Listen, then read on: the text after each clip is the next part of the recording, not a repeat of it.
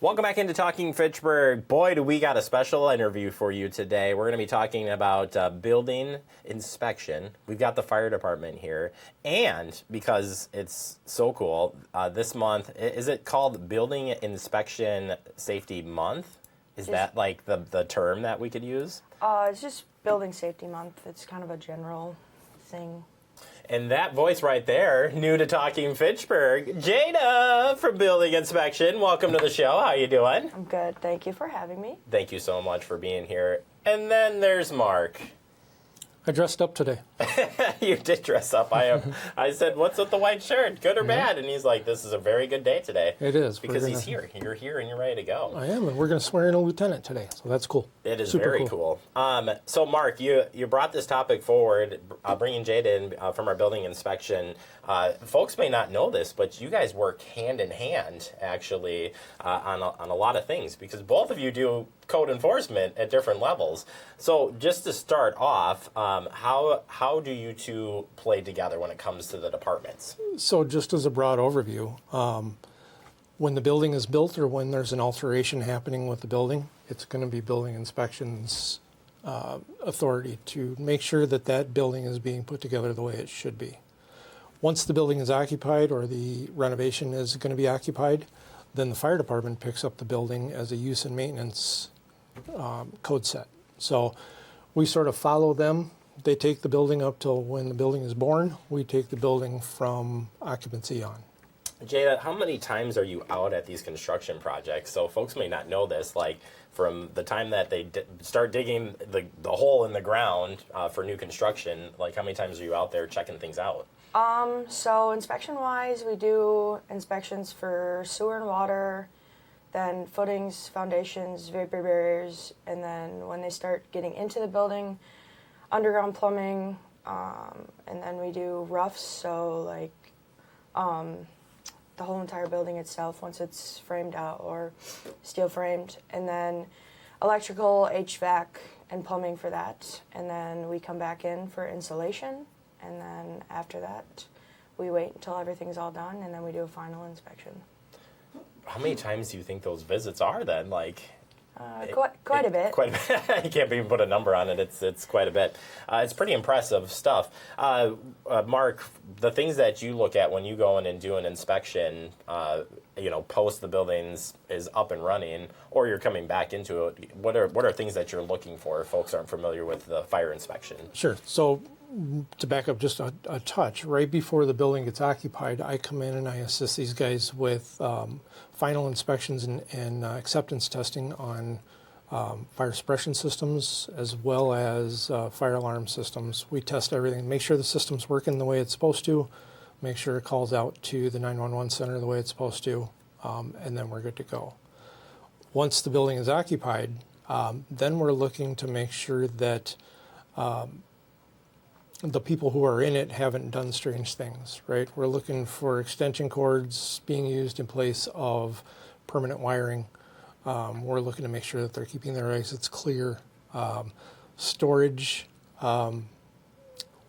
what kind of storage do they have? They're not keeping gasoline in a closet or anything like that, right?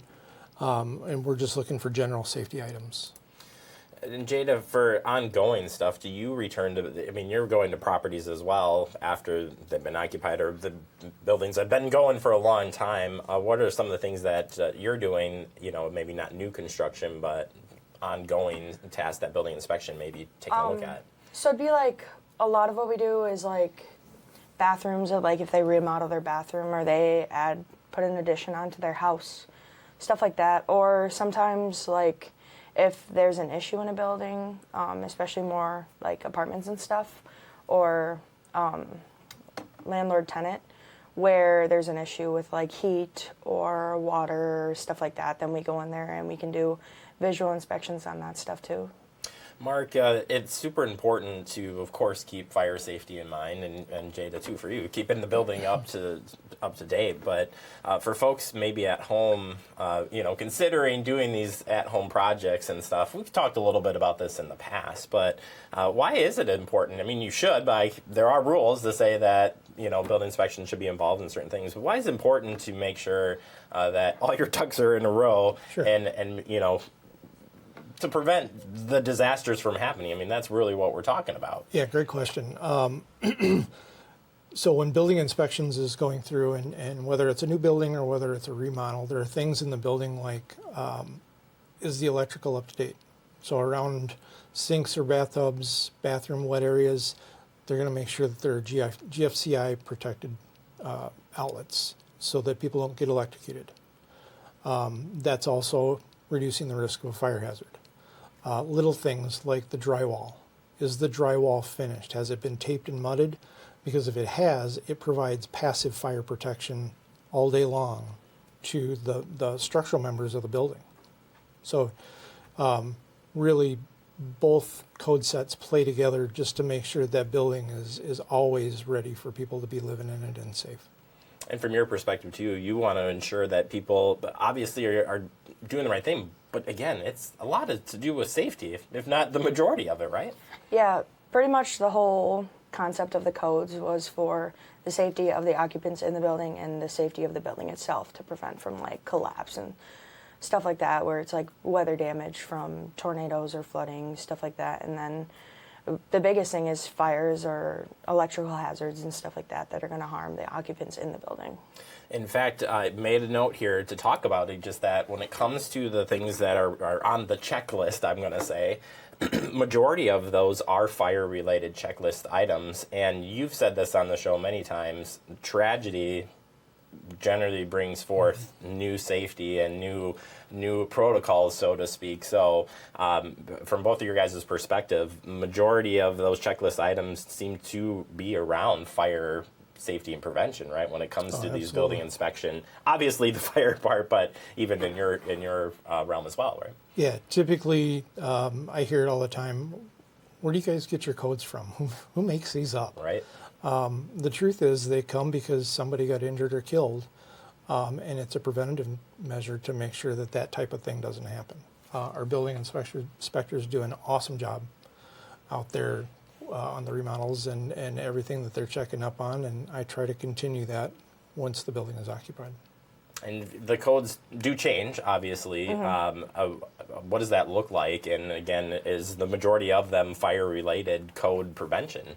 A lot of them are. I mean, there's different code books for pretty much everything, but a lot of them tie back into fire code, electrical code, plumbing code, stuff like that. But yeah, a lot of it has a big crossover.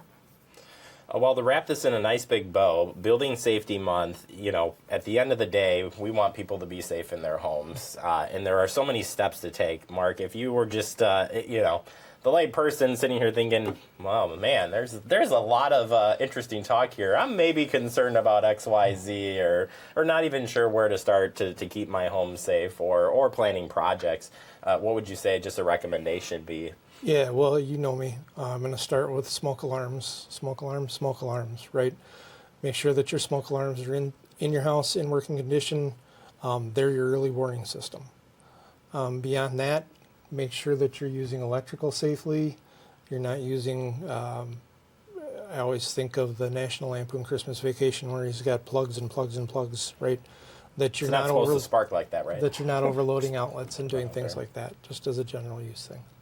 And Jada, from your perspective, if people do have questions about their homes or concerns, how can they reach out to you? And you are definitely open to answering questions and taking questions, right? Yeah, I mean, the easiest thing to do is if they just call into City Hall, they'll transfer them up to me or Paul or Jack, the other building inspectors, and we're there all the time to answer questions and stuff because we'd rather have people ask questions than do things and then something bad does happen. So absolutely, it's prevention, right? I mean, it's what we talk about all the time. Prevention is amazing. So thank you to Mark for setting this up. Jada, thank you so much for being a guest on the show. I hope you'll come back and visit in the future. And you know, again, if you have any questions for either one of these folks, their information's on the website, fitchburgwi.gov. You can reach out to the fire department, you can reach out to building inspection, and if you got questions, these two are amazing to ask a lot of questions. As you can see, I like to ask them that. Thank you both so very much. Hey, thanks for having us. Thanks for having us.